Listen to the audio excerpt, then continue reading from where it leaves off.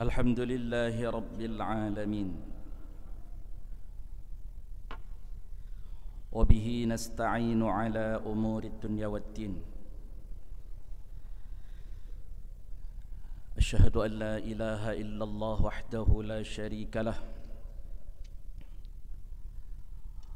وأشهد أن سيدنا محمدا عبده ورسوله لا نبي بعده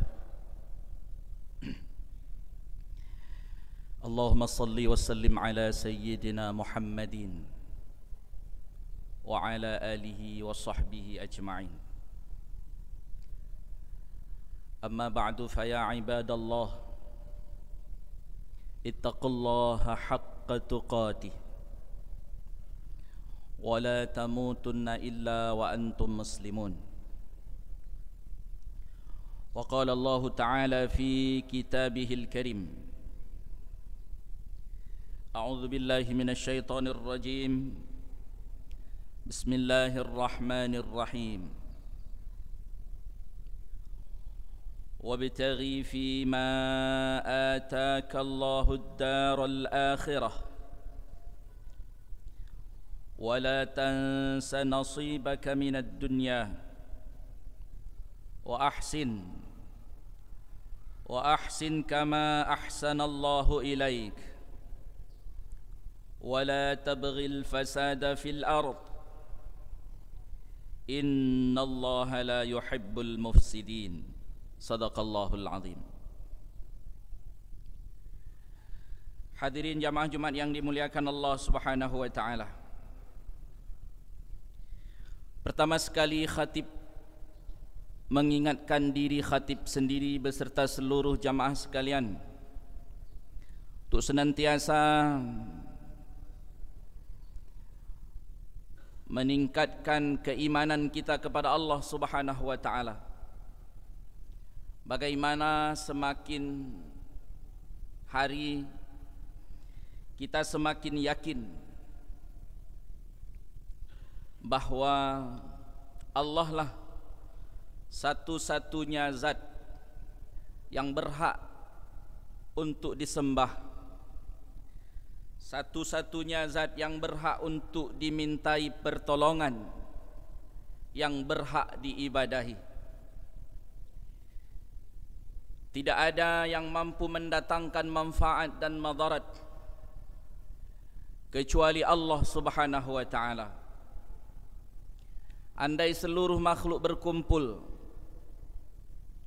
untuk mendatangkan suatu manfaat kepada salah seorang daripada kita, tapi bila Allah Subhanahu wa taala tidak menghendakinya, maka semua itu tidak akan terjadi.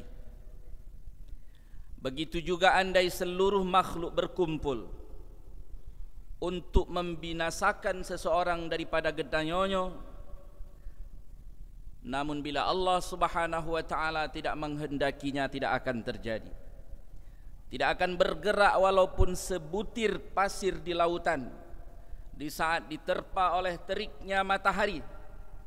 Lagecot urojino, tanah bergerak-gerak dari tempat tetapnya, itu pun tidak bergerak kecuali atas kehendak Allah Subhanahu wa taala.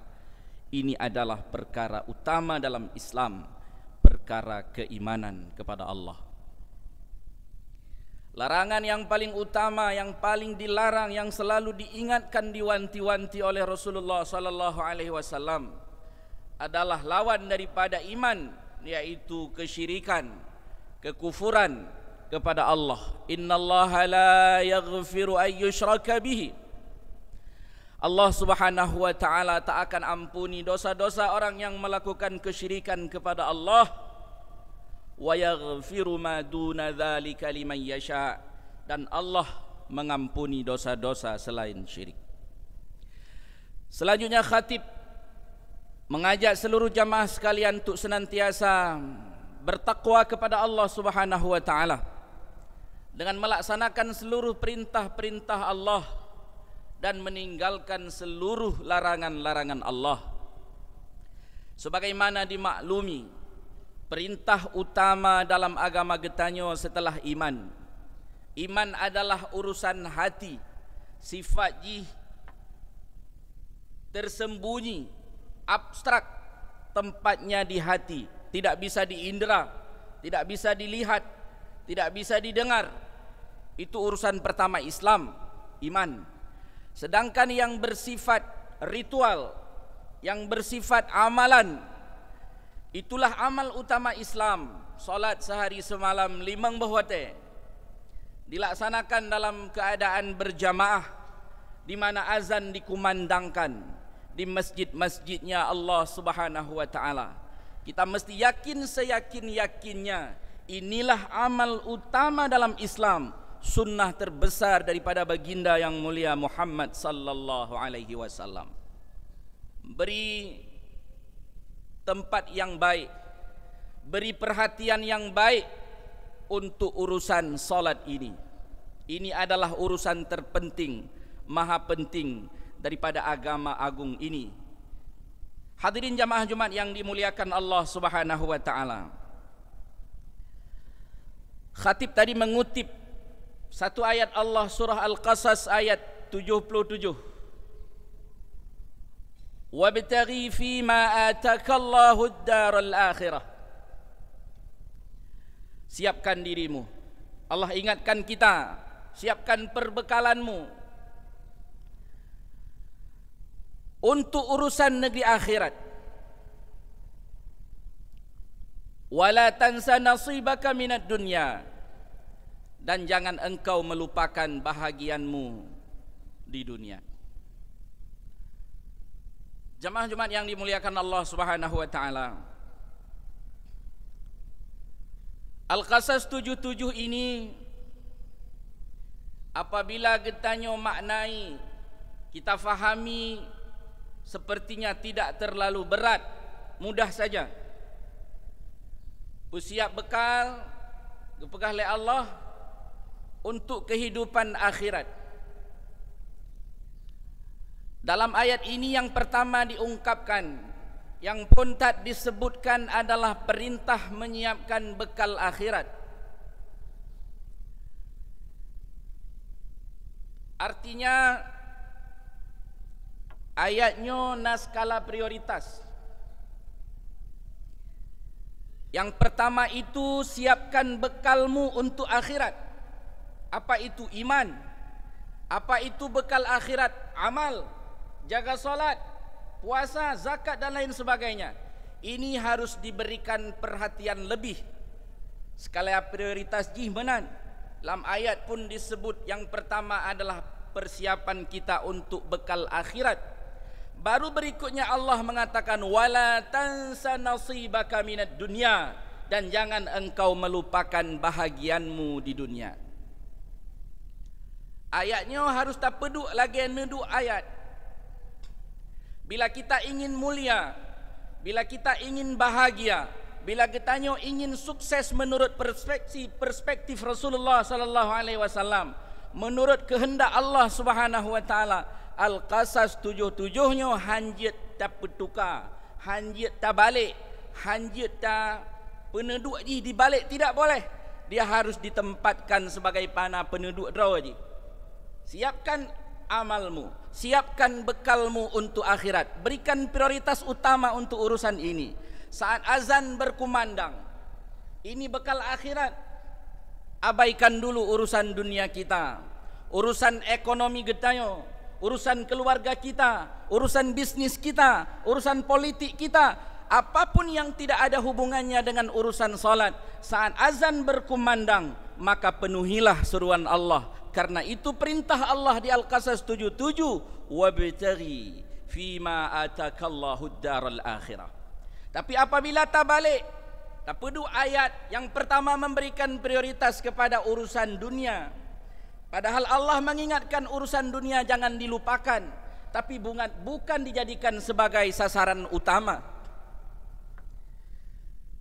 Apabila tak balik, karena yang menciptakan alam jagat raya ini Allah, pemegang otoritas bahagia sepenuhnya Allah, yang memberikan hak bahagia, hak sukses, hak menang ke seluruh makhluk itu ada di genggaman Allah. Apabila kita tidak mengikuti sebagaimana aturan Allah, maka dapat dipastikan kita tidak akan pernah berjumpa dengan yang namanya bahagia. Kita nyo hantar rempok dengan yang namanya sukses. Walaupun secara kasat mata banyak orang berasumsi bahwa suksesnya kaya, bahwa suksesnya na jabatan tinggi, bahwa suksesnya kita dikenal oleh banyak orang. Itu asumsi-asumsi yang tidak bisa dibuktikan. Kenapa? Karena standar bahagia, standar mulia dalam Islam, dan ini akan dialami oleh semua orang, telah ditetapkan Allah dalam Al-Quran. Seorang yang bertakwa kepada Allah, siapapun dia, maka dia itu akan mulia. Inna akramakum indallahi atqakum. Orang yang paling mulia, orang yang paling sukses, yang paling dianggap sebagai orang yang menang dalam kehidupan dunia ini, bukan yang hartanya berlimpah ruah, bukan yang pangkat jabatannya tinggi, tapi orang yang paling dianggap sukses versi Allah, versi Rasulullah, versi agama besar ini adalah orang yang paling takwa di antaramu. Inna akramakum indallahi atqakum.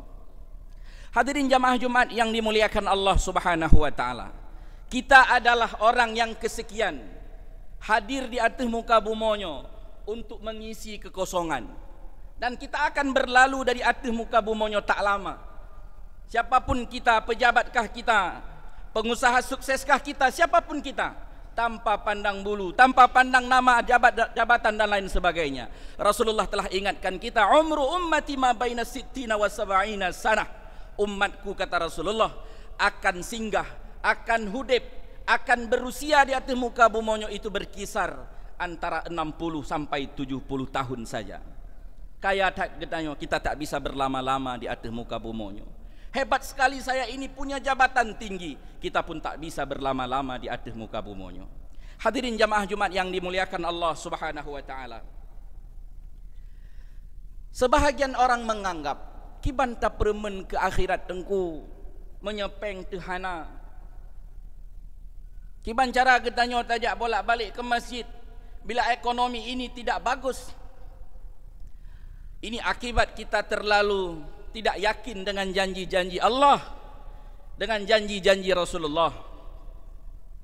Padahal jamaah Jumat yang dimuliakan Allah Subhanahu wa taala, bila getanyo kutip satu daripada hadis Rasulullah sallallahu alaihi wasallam, dalam sebuah hadis kata Rasulullah, man kanatid dunya hammahu farraqallahu alaihi amrahu. Siapapun, kata Rasulullah, yang menjadikan dunia sebagai orientasi hidupnya, uro malam yang tak fikir dunia saja, katanya, bengah tak fikir dunia, lehu tak fikir kiban cara pundi rupiah harus diperbanyak, malam lam tenget pi, katanya, kita mimpi dunia. Mangkanatid dunya hammahu, kata Rasulullah, siapa yang menjadikan dunia sebagai tujuan utama hidupnya, dilumpo-lumpo untuk urusan dunianya, urusan motor mewah, urusan mobil mewah, urusan rumah mewah dan lain sebagainya.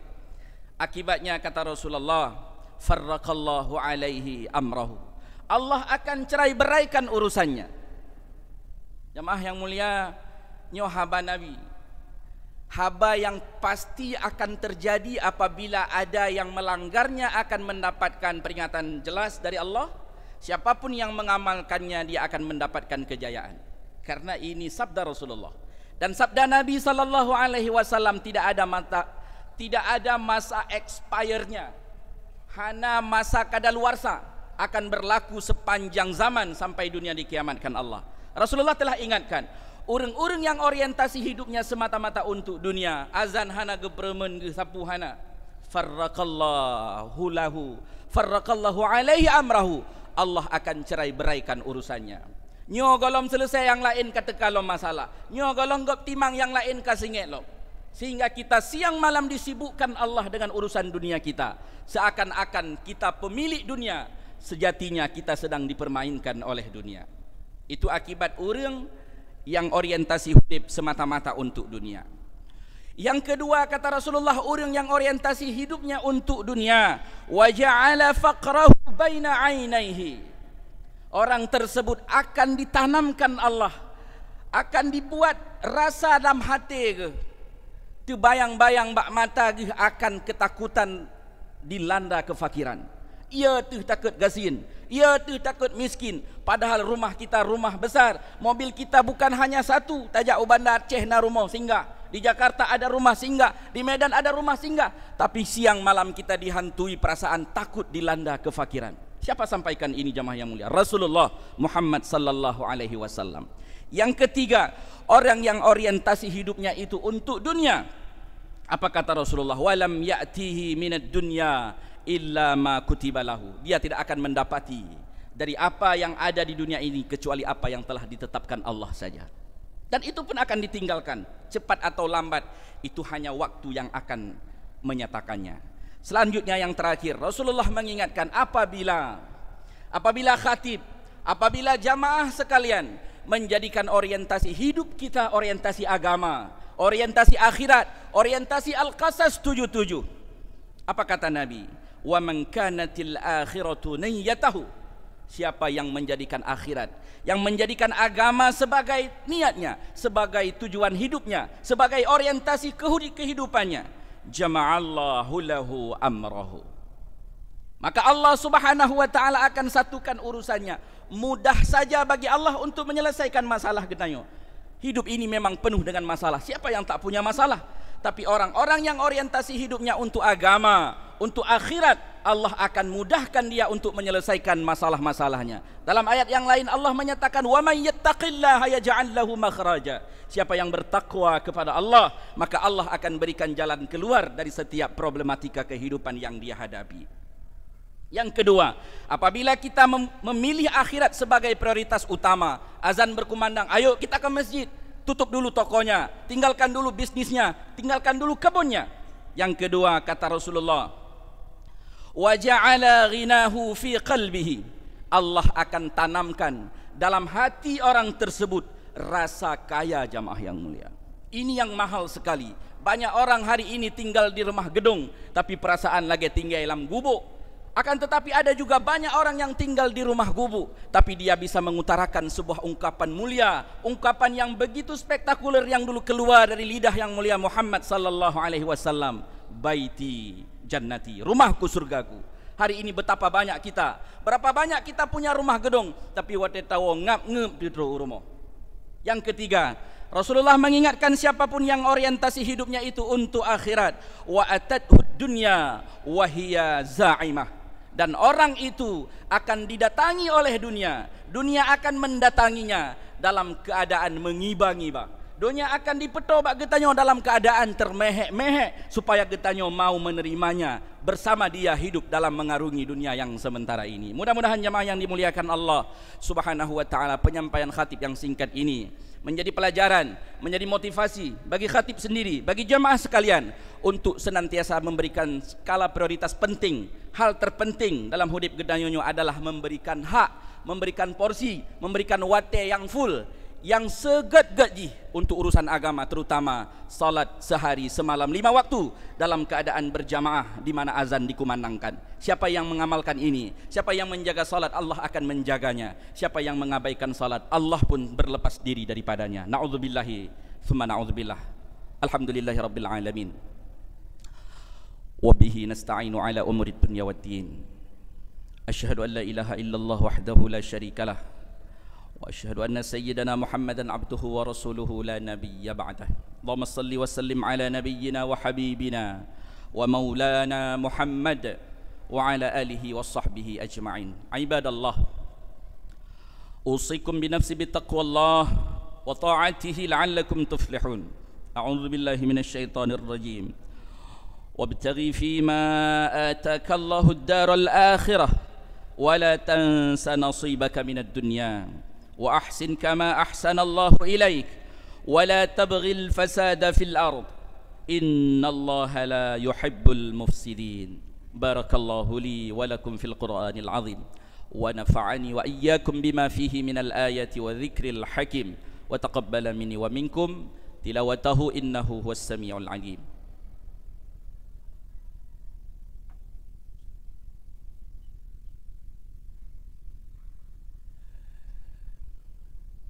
Alhamdulillahi Rabbil Alamin. Allahumma salli wa sallim ala nabiyyina Muhammadin wa ala alihi wa sahbihi ajma'in. Ibadallah, usikum binafsi bitaqwallah wa ta'atihi la'allakum tuflihun.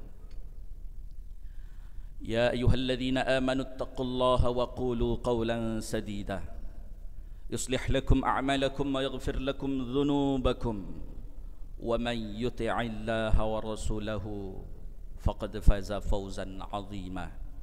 Wa fi ayatin ukhra innallaha wa malaikatahu yusalluna 'alan nabi ya ayyuhalladzina amanu sallu 'alaihi wa sallimu taslima. Allahumma ighfir lil muslimina wal muslimat wal mu'minina wal mu'minat al ahya'i minhum wal amwat waj'alna muqimas salah wa min dhurriyyatina rabbana wa taqabbal du'a waj'al masajidana ka masjidin nabiy sallallahu alaihi wasallam waj'al auladana ka auladis sahabah radhiyallahu anhum waj'al nisa'ana ka nisa'is sahabiyah waj'al Allahumma ansur ikhwanal muslimina fi Palestin wa fi kulli makan. Rabbana atina fid dunya hasanah wa fil akhirati hasanah wa qina adzabannar. Ibadallah, wa la dzikrullahi akbar. Aqimus salah.